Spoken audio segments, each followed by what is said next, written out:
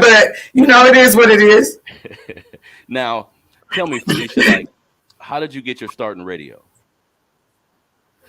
Well, actually, radio was a fluke for me. I was already learning doing production because I worked with LWR Production, Lauren Reed, who's now working in Hollywood, and with Denzel Washington, and just to name one of the big names. But I actually started on that side of it. I was always doing hip hop stuff. I was doing like music review columns, Sickness and Sack Report magazine. But I met Lauren Reed through a friend of mine, and he was just getting into television production, and I was already starting to host the side of like doing hip hop artists. And when he started moving up,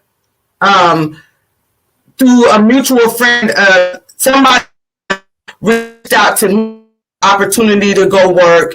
And well, I don't know, I'll just say Mother Love. You guys might know her from she had a syndicated talk show, and she was on Saturday Night Live and things of that nature. She was over at LA Talk Radio. And so that's how I got drew in. Like, wait a minute, I know this chick, she's different as far as she's knowledgeable, she's educated, but she's also no script and off the cuff, and people tend to relate to her just based on her rawness. So she decided to give me a try and pull me in, and Dina and Sam Hassel, the owners of the station, flew me out to LA, and they liked the ruggedness, and the rest is history. That's how I got into radio. It started with me hosting a pilot for a talk show for Lauren Reed. A bigger opportunity came up for him.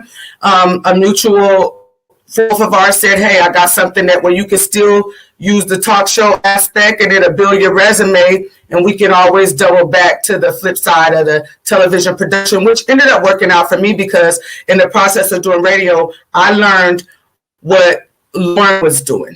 And because in my mindset, nobody would ever be able to snatch the carpet from under me again. Not that he did it maliciously. He did it for what he was supposed to do, and that's move on to greater things. That's what it's all about. But I was kind of left stuck on the television side because I wasn't really knowledgeable. I knew how to host. I already went to school for the broadcast and journalism. I knew that, but I didn't know production. So I couldn't just pick up once he left.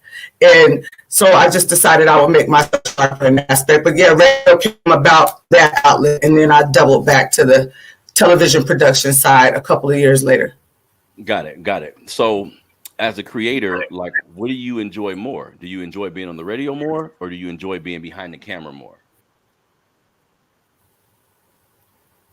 You know what? I'm going to say, even though I didn't start in radio, I enjoy radio more because I am a connoisseur and a lover of music.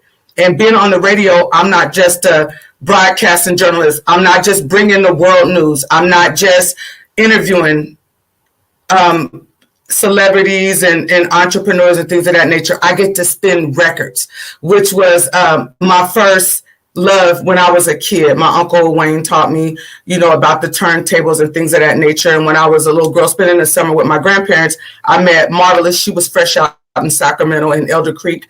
Our grandparents were real close, and she was already like messing around with rap back then. So just based on, loving music and, so I would say definitely radio, because like I get to still be a part of the music aspect of it all. But I would say it was equal because over the last 4 years, I've really, really started to appreciate what goes into the behind the scenes of television production. And I love that as well. But if I could only pick one, I would definitely rock out to my last days on earth on radio. If they said you can only do one, it would be radio. Definitely. Okay, so let's get into your perspective on some things really